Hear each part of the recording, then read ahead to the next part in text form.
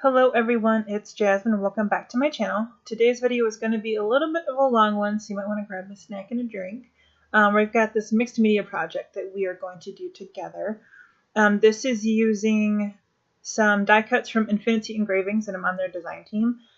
So these projects are a lot of fun because you can kind of do anything you want with them. Any colors you want, really just your imagination is your limit. So we're going to start off with a round cardboard box, and I get these from Hobby Lobby. They've got all kinds of different shapes and sizes too, so you can kind of make them as big or as small as you want. So what I've done is I've put on 2 coats of white acrylic gesso, and gesso is just a primer, so don't be surprised if it goes in a little bit patchy. It's not supposed to be super smooth and opaque. It helps to kind of create a moisture barrier between the paint I'm using right now, so wet mediums, and helps to give the cardboard a little bit of stability. So that's why I like to go in with a base coat of gesso first. So I've got 3 different colors of Delusions acrylic paint, and this is just kind of a nice opaque, good quality paint. It's a little bit thinner than like a craft paint that you'd get in the craft store.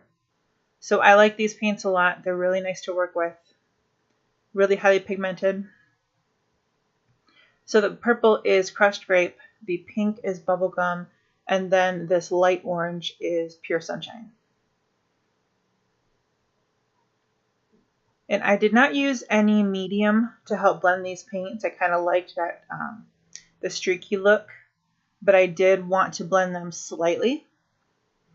So that's kind of where you'll see me go back and forth between the colors a little bit to get that blended color. So you kind of end up with 5 colors versus 3. So this is the bottom. And so I'm doing a big section of purple, and then I will do a section of pink on either side of the purple, and then end with a section of orange. And I did that because if you blend orange and purple, you're going to get brown, which is not what we want. So I kind of used the pink as a blended color between the purple and orange to avoid the mud that nobody likes. Unless you want to do brown, but then you might as well just start with brown. So if you're having trouble blending paint, you can get what's called clear gesso. And it's basically paint without the color in it. It's a clear medium. It helps to kind of extend your paint, give it a little bit more moisture and a little bit more open time, which is wet time, so it's not going to dry as fast. But most generally, I don't use it unless I know that I'm going to be working a long time with my paint. But this is just kind of a base coat. We're going to put stuff on top of this, so I didn't use it. And here you see me blending between the colors just to get a little bit more of that deeper orange color.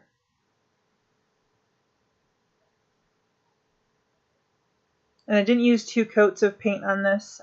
These Delusions paints are opaque enough to where you don't really need to do that.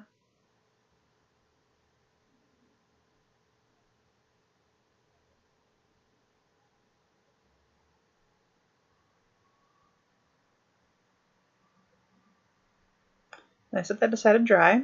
So now we're going to go back to the top. This is Tim Holtz, what's called melange paper. And it's just the tissue paper. And it's got different prints on it. This has got butterflies and some music notes and some French script. And it's just got a lot of different elements to it that make it just pretty. And it's just an easy thing to add a lot of interest to your projects. So that's why I like to use it. So I'm coating the top with, I'm using some Tim Holtz Distress Crazing medium with this. Only because I couldn't find my matte medium. I reorganized my craft room, so I'm having to learn where everything is again. So I've got that over the top, and then I'm going to smooth the paper over it. And I wanted to make sure that I had enough room on my paper to cover the sides of my top. So just kind of take your paper, give yourself a little bit extra, kind of position it where you want it so that the print of the paper is showing where you like it. And then I trim off the excess. Not all of it. There will be a little bit of overhang, but I want that so I've got full coverage over the entire edge. And then I'll add more medium and just kind of press the paper in. And this paper is super thin, but it's also fairly durable. It does not tear easy. So you just want to smooth it with your thumbs or your fingers. And I am using gloves here just to kind of keep my hands clean. I don't mind getting my hands painty or covered in medium or ink or whatever. But this particular medium does tend to like goop and stick really easy, so that's why I'm wearing gloves with this.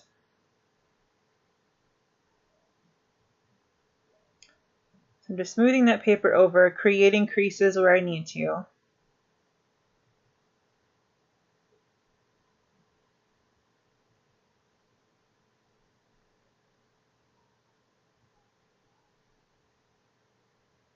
And you do want to make sure you are adhering as much of the paper as possible to the surface, and that way it's going to stick better and you don't have any lifting with your edges. So I'm just kind of going through and making sure everything is nice and smooth. Smoothing all my edges, smoothing all the pleats.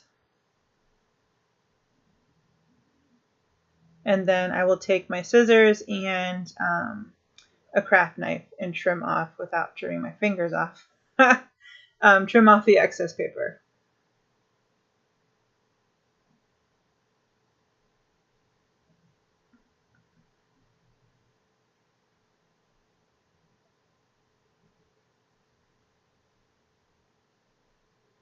I need new scissors.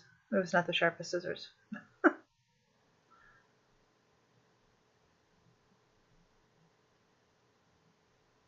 And I kind of liked the rough edges, the rough look. So I wasn't super precise with the X-Acto knife.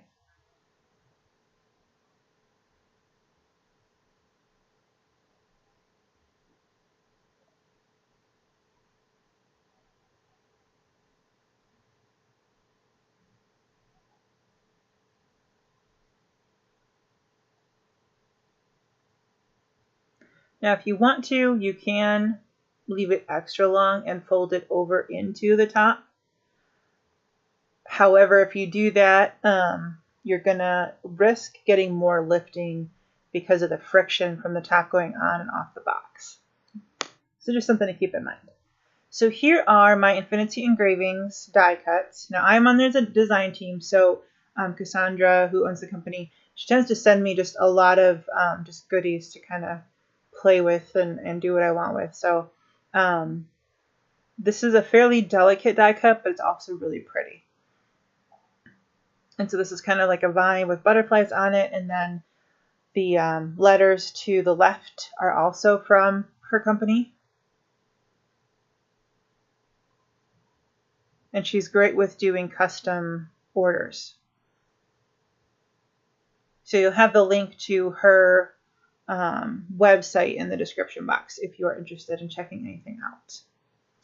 So I've got glitter glue on the butterfly piece. And I'm going to let that dry for about 20 minutes before you add anything to it.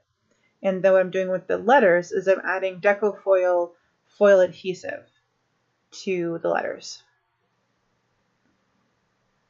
And so I've let that dry, and I'm going in with some foil. Now this is your heat reactive foil, but with the Deco foil adhesive, you don't need to run it through a laminator. You can just press it over the top with your fingers, and you've got foiled letters. And adding the glue with my fingertip did add a little bit of a texture to it, but I really liked how it turned out. I thought it was really interesting. And then that's an amber watercolor foil. That's what it's called. So now we're going to go in with glitters. And these are Elizabeth Craft Silk Microfine Glitters. And what the interesting thing about these is you add it to your project. You kind of tap it on with your finger, and then you rub it, kind of burnish the glitter in, and it gives it a different texture and a different finish. And it's super pretty. Kind of adds to the shine. It kind of gives it, I don't know, it almost like it attracts the light even more than glitter usually does. And these are super, super fine. They kind of feel like super fine sand, but there's no grit to it at all. So there I've got all my glitter on top.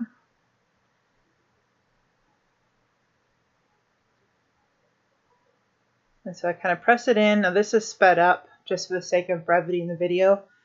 So you're going to want to be kind of delicate with the die cuts because they are just chipboard. So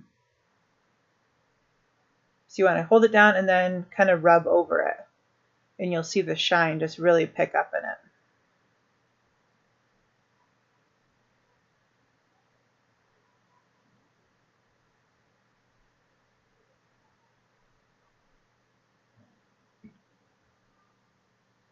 I'm just using a palette knife to kind of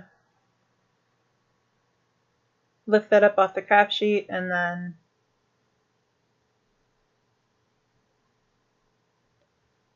so next we're going to go back to the lid, and I'm using some pigment powders from Lindy Stamp Gang and some embossing paste. And this is a pearl embossing paste, and then I'm just adding color to it, and it gives a really pretty shine to it. And this way you can buy 1 jar of texture paste or embossing paste, and there's lots of different ones on the market, and then add your color to it if you want to, and get a lot more variability out of 1 jar versus buying tons of different jars of colored embossing powder or paste. And I kind of feel you get more use out of a white jar of embossing paste to add different colors to it using pigment powders or concentrated inkers, or let's see what else, watercolors. Lots of different ways you can add color to an embossing paste. And if you're using dry powders like I am, then that lasts forever. You can even add embossing powder to it and then let it dry, and then heat your embossing powder and it will puff up. So I've got a vine stencil, and I'm going to use both of these colors, this tealy blue and this brighter green. And I want variability within the vines that we're adding to the top. So that's why I'm kind of layering the 2 colors over each other. And then I am going to add a little bit of a post-it note to kind of mask off.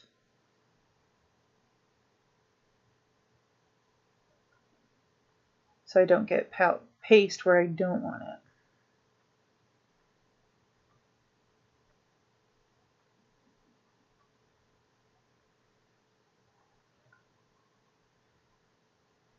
And then off camera, because I had a little bit left over, I just took the same stencil, I put it on a piece of cardstock and added the leftover paste to it, let it dry, and now I've got, you know, a card front for another project or something. Isn't that pretty?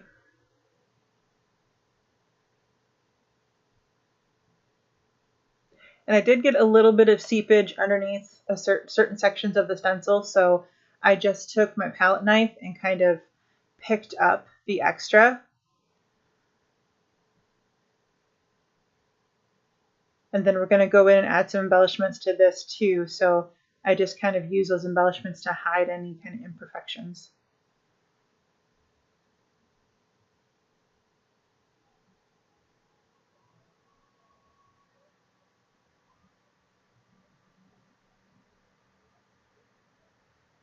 So I'm using 28 Lilac Lane. This brand is got several different kinds of embellishments, and it's a big jar, and they've got buttons and sequins and flat back pearls with lots of different colors. So check them out. They're really, really pretty different mixes, and I kind of use them for lots of different things, but they're perfect for kind of indicating flowers like I used here with the flat back pearls and sequins and buttons. So I'm just using some Cosmic Shimmer glue on the back of my embellishments to kind of glue them down. And this glue is really cool. It sticks really well. It does not come off. You will not have things lifting with this glue. But it also is kind of multi-purpose, so you can use it to glue stuff down like I'm using now.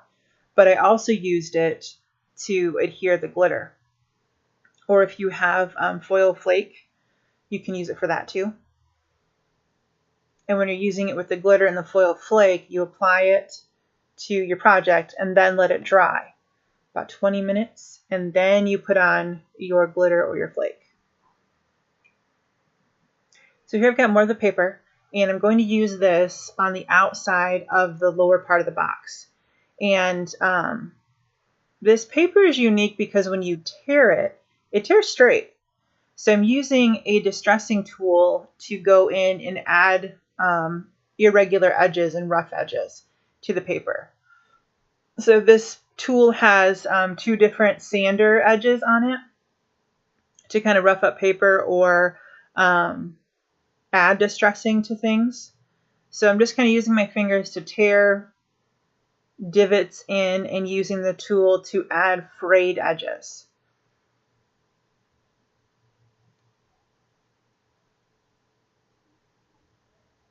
And then we're going to take 2 pieces of that and adhere it around the edges, kind of in the middle, but not too perfect. And we're going to use Mod Podge. I've always called it Mod Podge. Anybody else do that? Using Mod Podge to adhere it to the outside of the box. So I use it on the surface of the box and then put the paper down and go over the top. And that just helps secure it down so that you don't have lifting edges.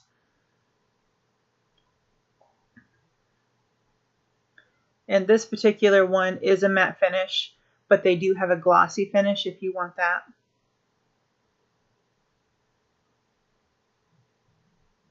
And it's really user-friendly.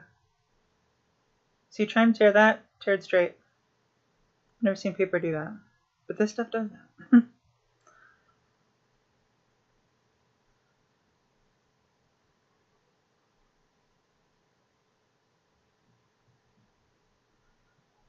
So just inch by inch applying it down. And it dries really quickly too. You probably have this dry and ready to go on to the next step within 10-15 minutes.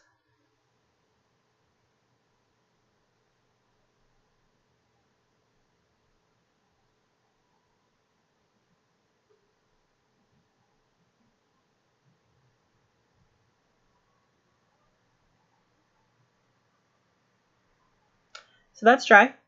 And what I'm going to do is go in with more of the 28 Lilac Lane. Sorry, that's a tongue twister. Some more embellishments. And I'm going to create like little clusters around the outside of the box. If you have trouble with adhering sequins or buttons or any embellishments in a way that looks random, when you're kind of thinking about it, make sure you're using different sizes together.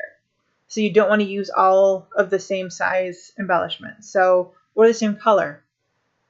So if you can find different shades of, let's say, for this project we're going with orange, pink, and purple on the box, so I'm adding some green into the clusters to give it contrast and variability. And then I'm using different shapes and different sizes clustered together to add interest and make it look random. So try not to think about it too hard and try to use different shapes and different sizes together. See, I'm kind of playing with my placement there to see what I like best and how it's going to look best. And then I will go around the box. I think I have 4 different clusters around the box. and I use different sizes and different shapes in each cluster to make it look more random. And so I've got the 28 Lilac Lane, see, I can't say that, as well as some embellishments from Ink Road stamps, the little bows, and a few of the flatback pearls that kind of look like stones, a little bit faceted. Those are from Ink Road stamps as well. And these little bows are just cute. Probably going to end up giving this to one of my nieces. I just love the little clusters and the little just cute, fun, unexpected.